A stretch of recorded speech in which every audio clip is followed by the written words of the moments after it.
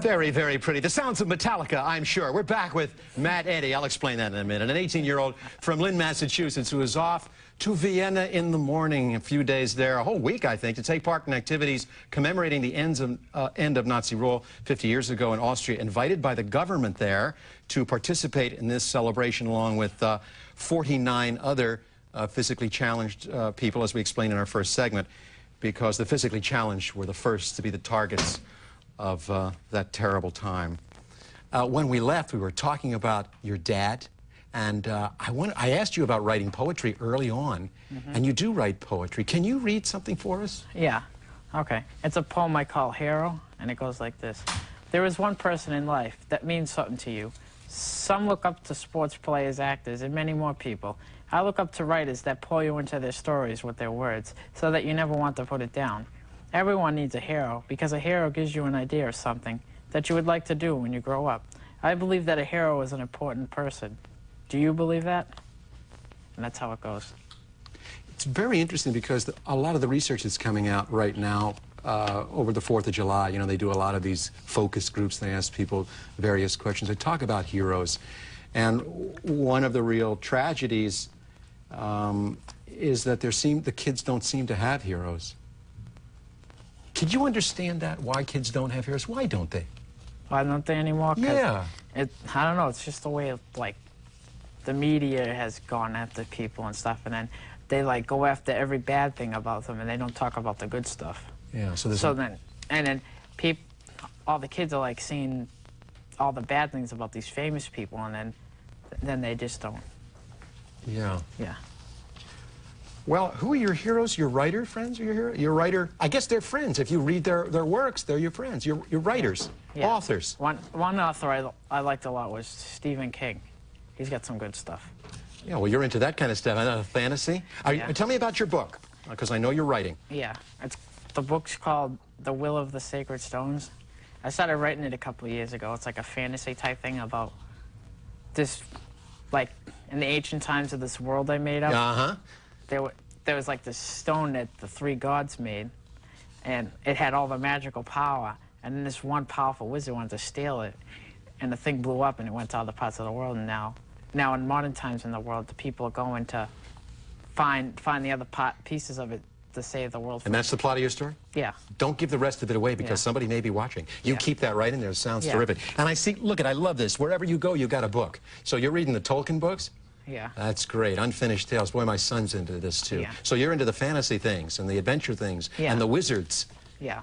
Interesting. Keeps you out there dreaming, doesn't it? Yeah. Well, we know you're a big fan of computers. You mentioned computers. You like the computer games? Yeah.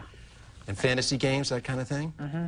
Any ones in particular? You just like them all? You just love them, huh? Yeah. Yeah, well, kids do that. You have to come up and explain to me my, my computer upstairs. Right now, I want you to meet somebody on the phone who knows a lot about computer games and all that kind of thing. His name is Bob Vermillion. Bob, are you there? Yeah, how you doing? And you are the New York District Manager for? Babbage's Software. There you go. Big company. Oh, yeah, and growing. Bob, this guy, Matt, is an incredible young man. He's off to represent Massachusetts at a very special ceremony in Austria this week. And he's really done extraordinary things. I know you've been listening. Oh, yeah. I mean, I've been listening to the show, and I got a copy of his article that was done in the newspaper, and he is just incredible. He's an inspiration to everybody. Poetry, football, essays, and now world traveler. I mean, he's done more than most people are going to do. Yeah, he sure has. How can you maybe make his day even a little brighter as we send him off on the airplane tomorrow morning? Well, you know, I read the article, I saw again the poetry, the football, the essays, and I didn't see anything in there about computers. And I said, this guy's got to be into computers, must be into computers. And sure enough, when I talked to people there at your show, I got word that he definitely was. Well, we've sent over a package there of some of the fantasy games that it sounds like you might enjoy. There's a series there of Dungeons and Dragons games, and there's also a disc file there that you can put those discs in. Right. It's a whole series. There's even more that go with it. And we hope you enjoy that for when you get back. I know it's not going to rate up there with going to Austria, but I think it'll be something that you'll be able to enjoy while you're home. Well, this is going a lot farther out than Austria. This takes you right into the stars. There you go. Tomorrow. Thanks so very much. Yeah, thank you. You're welcome, and I hope you enjoy it. that. And hey, listen, have a great trip. Thank you. And enjoy it. I mean, it's something that I can just imagine going there. So you enjoy it and just have a great time. Okay. Well, thanks so very much. It sounds great. And I also want you to meet someone else very, very special from Barnes & Noble. Joining us now is Lindsay Kohler. Lindsay, how are you? Hi there. Welcome to Have a Heart. Good to meet you. And meet our special guest today and Hi have there. a seat. And how can you make his day even brighter still? We figured it's a long plane ride over.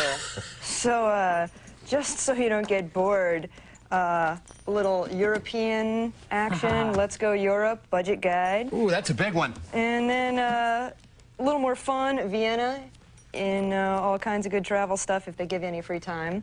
So I if have you've got that spare one. time. You got this one already? Yeah, that's Oh, Okay. good. Well, Sorry Barnes & about Noble's that. got every single book. So we'll find you another You book can about swap it for Vienna. You can something swap else. that. Well, thank you very, very much. This is an Thank you. extraordinary story. Kid's, what a sportsman. I mean, he's an essay writer. And I love that he says he loves to read. I do want to talk to you when you get the novel done. Let me know. I bring authors into the store. We'll talk. Thanks so much to Barnes & Nobles for doing that. Thanks, Babbages. Thank you. And why don't you stay right there, because we have a lot more on Have a Heart. Send us a postcard to Vienna, will you? We'll be right back.